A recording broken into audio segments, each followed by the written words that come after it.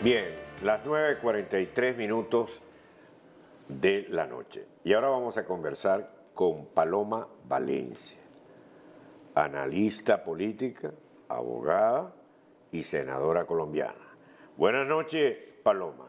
¿Qué piensa usted de lo señalado por Uribe con relación a las tropas, con relación a los acuerdos, si se va a lograr una paz duradera, estable y definitiva en Colombia? Buenas noches y gracias por atender a la llamada.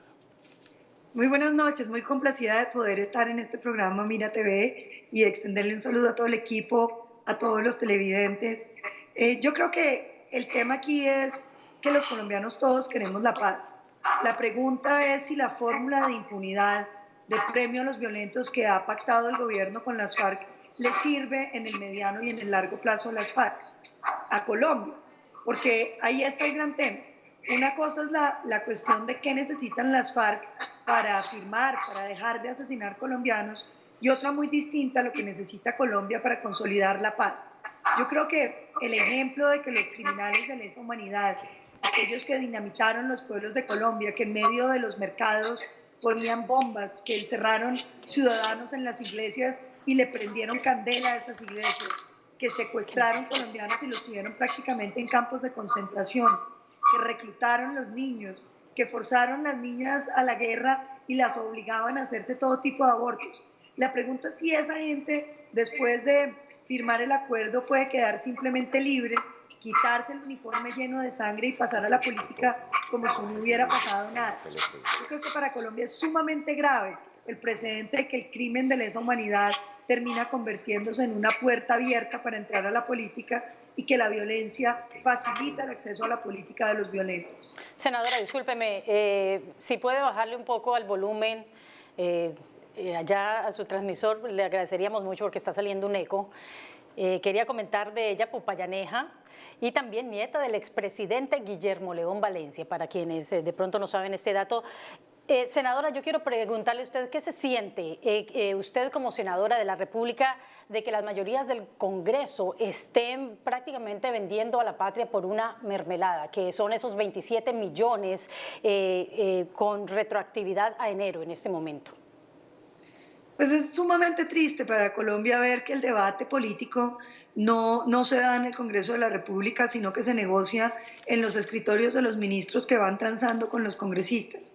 A uno le gustaría que los argumentos fueran lo que primaran, que hubiera una reflexión profunda sobre lo que le puede pasar al país y sobre las decisiones que nos convienen, y que no los congresistas estuvieran pensando en su reelección próxima y en mantener su caudal político a través de las dádivas del gobierno, tanto en contratos como en puestos burocráticos, sino que hubiera una reflexión de argumentos. Yo hoy creo que los argumentos que damos en el Congreso son para los televidentes que nos están viendo, porque evidentemente en el Congreso ya no hay posibilidad alguna de debatir porque las decisiones están tomadas. Lo triste de este debate es que los congresistas de la Unidad Nacional votarían un proyecto y votarían exactamente el contrario si fuera presentado por el gobierno. Es decir, no hay ningún tipo de análisis ni ningún tipo de reflexión en torno a las consecuencias que pueden tener para el largo plazo del país. Senadora, ahora no hay duda que todo el mundo quiere la paz, o sea, todo el mundo quiere la paz.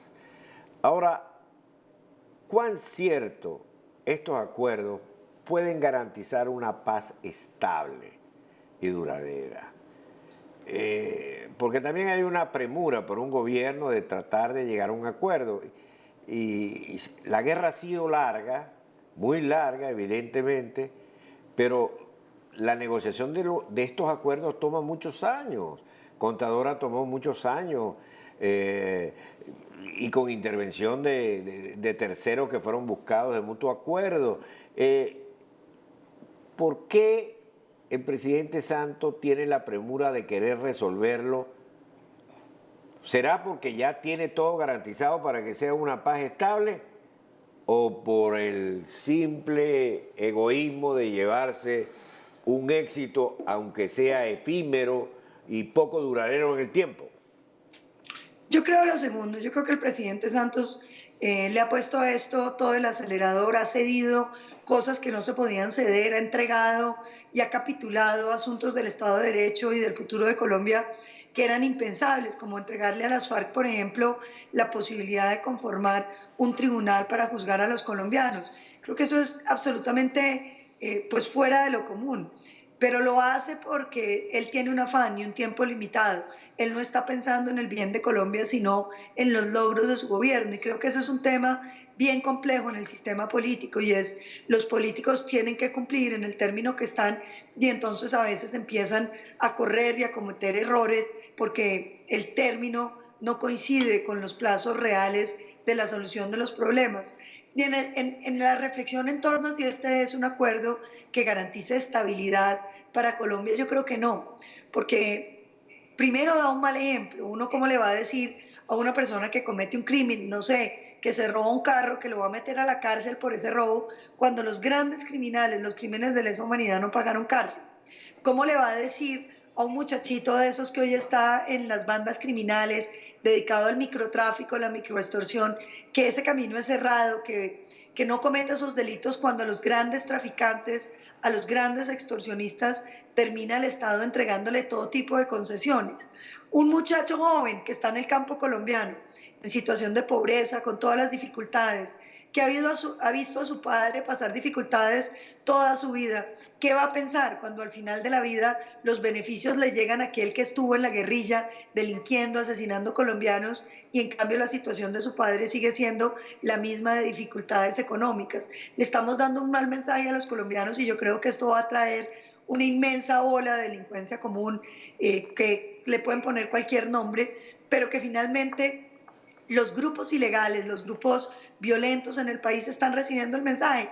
Y les pongo el ejemplo del ELN, que es la otra guerrilla de izquierda que hay en el país. Esa guerrilla está prácticamente desaparecida al final del gobierno del presidente Uribe. Quedaban más o menos 300 hombres, y en el año pasado cometió más de 370 acciones violentas. Este año ya va por más de 290 en los primeros 3 meses de este año, que ha completado con secuestros de todo tipo. Hoy estaba leyendo noticias escalofriantes, como que un excongresista de un departamento del Chocó, en el Pacífico colombiano, la familia está rifando un carro y unas motos para poder pagar los 3.000 millones de pesos, que equivalen más o menos a $1 millón que pide el ELN.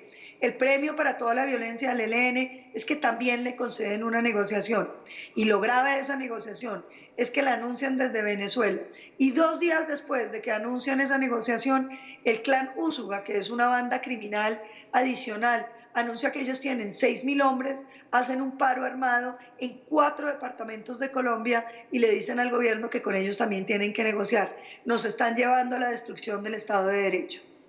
Senadora, aparte de esos arandelas que se quedarían sin firmar, de las que hablaba Roy Barreras precisamente, yo creo que una de las preocupaciones más grandes es la reinserción a la sociedad de todos estos muchachos, como usted lo dice, en ciudades como Cali, pues de la que yo vengo, veíamos permanentemente a través de un departamento en aquel tiempo de la alcaldía de Cepaz, cómo llegaban por masas estas personas, los campesinos, víctimas de esta violencia precisamente, y ahora notamos cómo después de los años lo que ellos aprendieron a hacer de pequeños no cambió, simplemente buscaron otras maneras de seguir consiguiendo ese dinero fácil. Así como piensa usted que sería ese proceso de reinserción para que realmente esta paz se lograra algún día.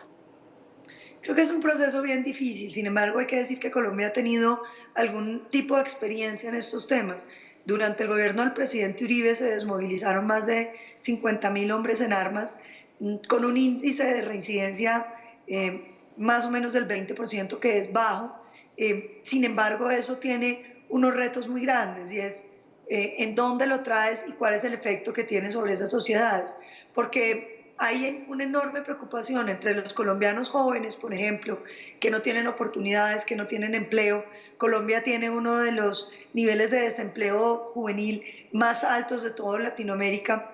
Que los puestos terminen siendo para los criminales, los puestos de trabajo, y no para aquellas personas que han cumplido la ley. Y claro, hay que darle prioridad a quienes están en la delincuencia para que se desarmen, pero eso genera un desincentivo muy grande para quienes cumplieron la ley, que piensan, bueno, entonces como yo me he comportado bien, como yo he sido un ciudadano que ha cumplido la ley, no tengo derechos en este país, me va mejor si me vuelvo delincuente.